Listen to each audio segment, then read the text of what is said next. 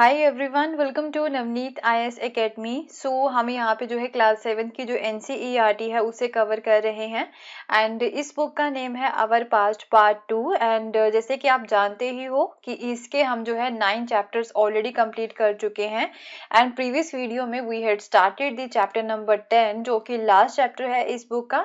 And ये chapter जो है थोड़ा सा वास्ट है, डेट इज वाई मैंने जो है इसे 3 पार्ट्स में मैं इसे बनाऊंगी एंड इसका पार्ट 1 जो है वो हम ऑलरेडी कंप्लीट कर चुके हैं and today we are going to start the part 2, right. तो इसका पार्ट 2 जो है वो आज हम यहाँ पे कवर करेंगे, जो कि आपके लिए काफी ज्यादा इंपॉर्टेंट है। 18th सेंचुरी की जो पॉलिटिकल फॉर्मेशन है ये समझनी जो है आपके लिए बहुत ज्यादा इंपॉर्टेंट है, क्योंकि क्लास 7 की एनसीईआरटी जो है वो तो हमारी कंप्लीट हो चुकी है ऑलमोस्ट एंड हम जो है 8th क्लास में मॉडर्न हिस्ट्री के बारे में पढ़ेंगे।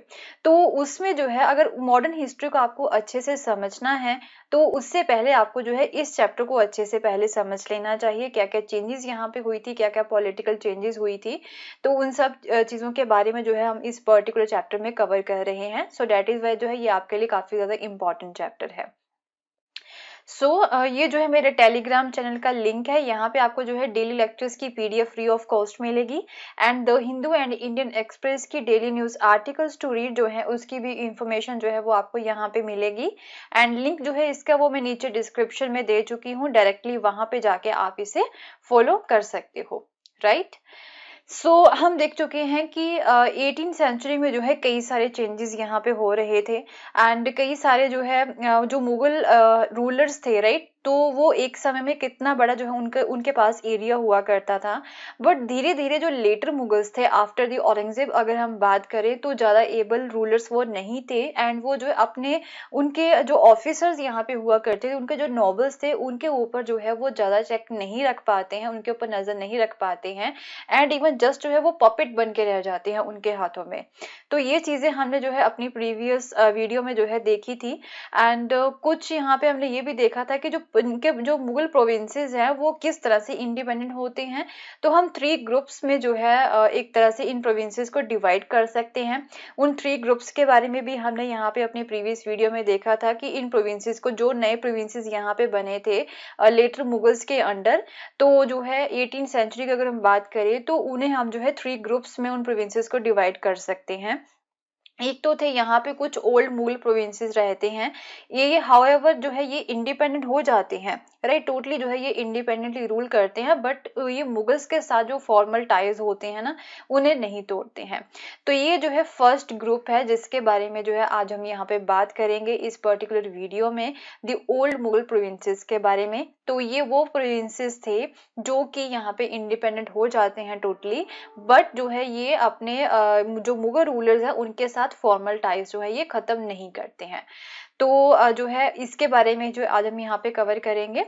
तो इसमें क्या था कि अवध, बंगाल एंड हैदराबाद जो है ये सबसे ज़्यादा इम्पोर्टेंट रहते हैं ओल्ड मुगल प्रोविंसेस में। इनमें जो है मेनली 3 प्रोविंसेस आते हैं। अवध हो गया आपका, राइट, देन आपका बंगाल हो गया एंड देन आपका जो है हैदराबाद हो गया। तो ये मेन प्रोविंसेस जो हैं ये ज़्यादा यहाँ पे राइज हुए थे, ये सबसे ज़्यादा इम्पॉर्टेंट है ओल्ड मुगल प्रोविंसेस में।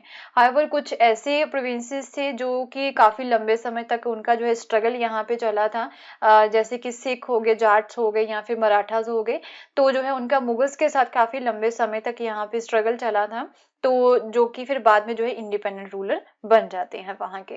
तो ऐसे भी प्रोविंसेस हैं, उनके बारे में हम जो है आगे आने वाली वीडियो में कवर करेंगे जो पार्ट 3 है। तो इस वीडियो में हम जो है ओल्ड मुगल प्रोविंसेस के बारे में ही पढ़ेंगे, the Awadh, Bengal and the Hyderabad, right. So the all 3 states were founded by the members of high Mughal nobility। तो ये तीनों ही स्टेट्स जो थी ये किसके द्वारा बनाई गई थी, किनके द्वारा फाउंड की गई थी?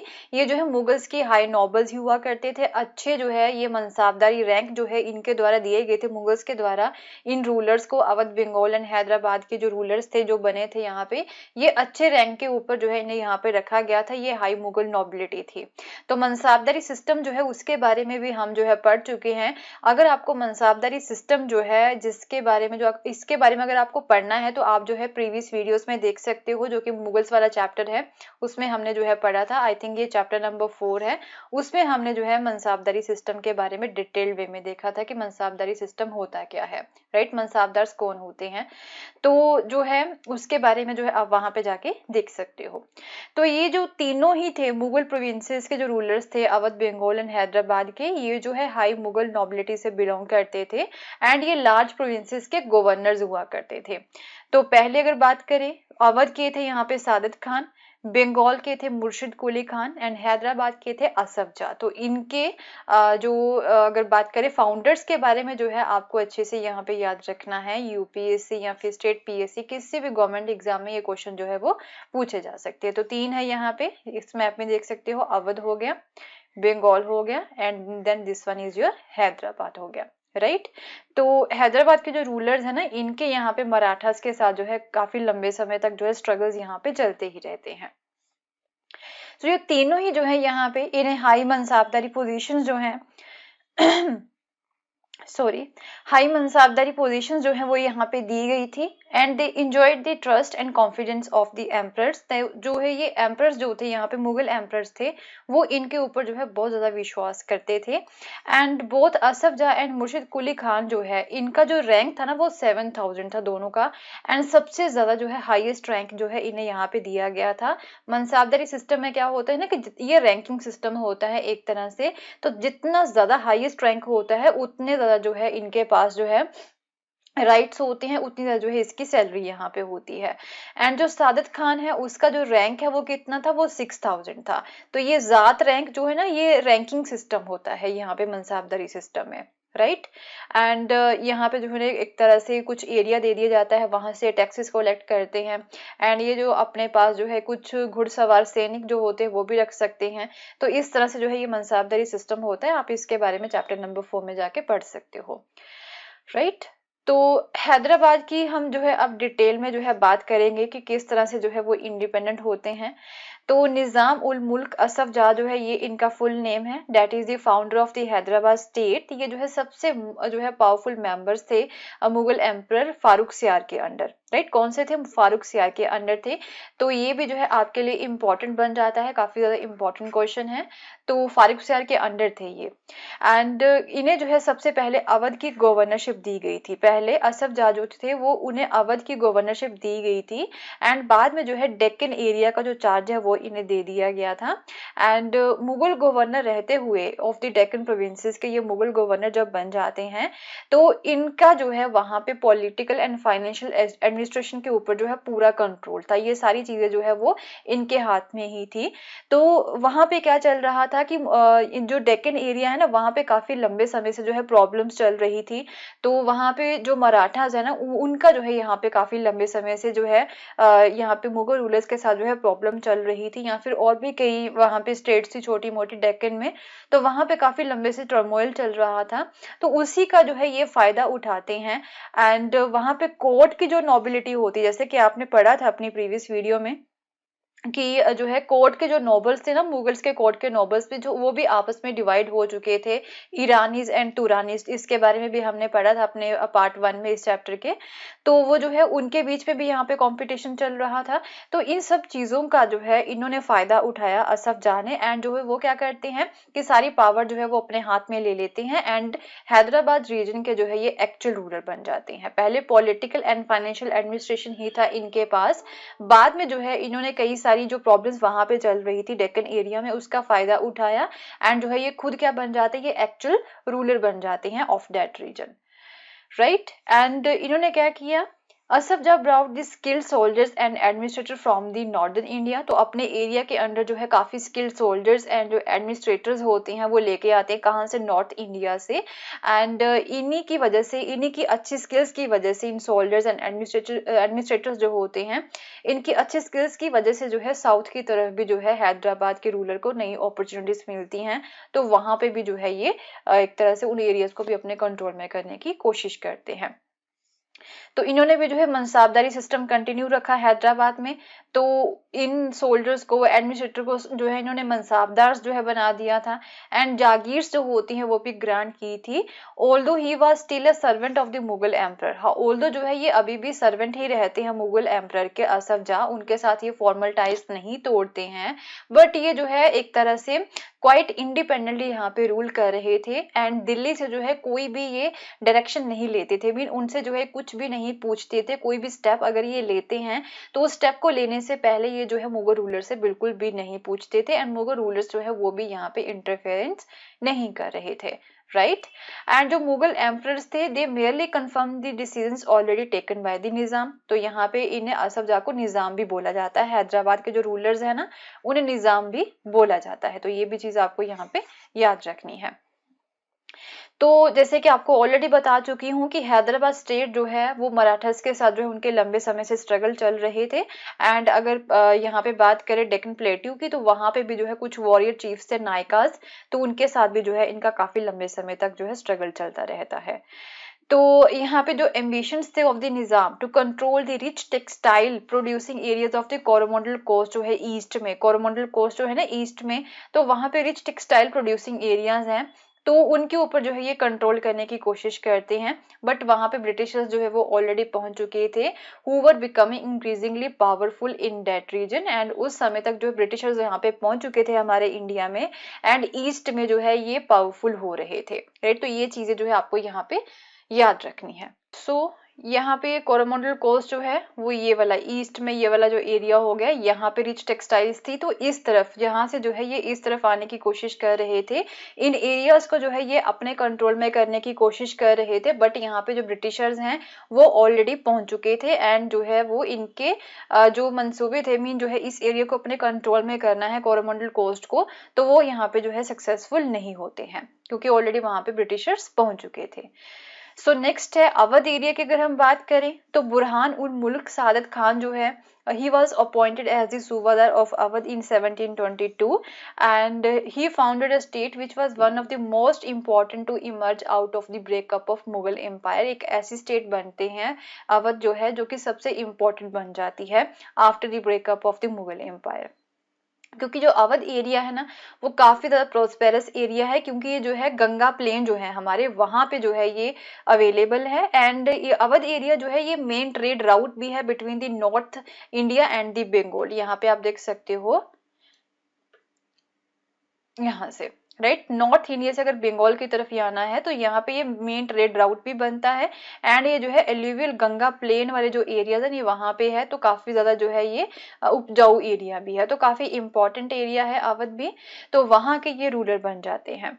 एंड ये जो बुरहान उल मुल्क हैं he also held the combined offices of the subadari, diwani and faujdari, ये तीनों ही ऑफिसेज जो है इन्होंने यहाँ पे संभाली हुई थी। सूबादारी होगी पॉलिटिकल, दीवानी होगी आपकी फाइनेंशियल, एंड फौजदारी होगी आपकी मिलिट्री की, राइट। तो ये चीजें भी आपको याद रखनी है। सूबादारी पॉलिटिकल ऑफिसेस, दीवानी होगी आपकी फाइनेंशियल ऑफिसेस, एंड फौजदारी होगी आपकी मिलिट्री अफेयर्स की। तो ये तीनों ही ऑफिसेस जो है वो इन्हें दी गई थी। एंड ये बुरहान उल मुल्क क्या करते हैं कि जो है मुगल्स का इन्फ्लुएंस जो है अवध में खत्म करने की कोशिश करते हैं। किस तरह से किया था इन्होंने कि जो वहां पे जागीरदार लगाए गए थे मुगल्स के द्वारा, उन्हें हटा के उसकी जगह पे जो है अपने जो विश्वास पात्र होते हैं उन्हें जो है वहां पे लगा देते हैं।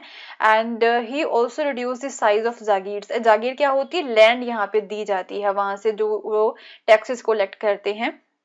तो he also reduce the size of jagirs, and वहां पे जो है अपने लोयल सर्वेंट्स को जो है वैकेंट पोजीशंस के ऊपर लगा देते हैं जो उनके अपने विश्वास पात्र होते हैं।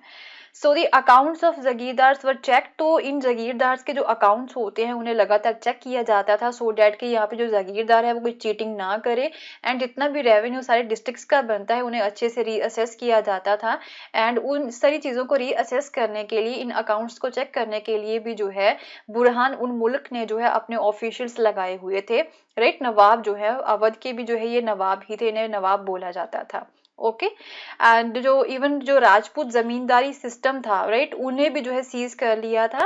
एंड कुछ रोहेलखंड जो है अवध के पास ही एरिया है यहाँ पे रोहेलखंड का, तो उससे वहां की जो फर्टाइल लैंड है उसे भी जो है ये अपने कंट्रोल में कर लेते हैं। तो यहाँ पे जो है आपको एक इम्पॉर्टेंट चीज जो है वो देखने को मिलेगी।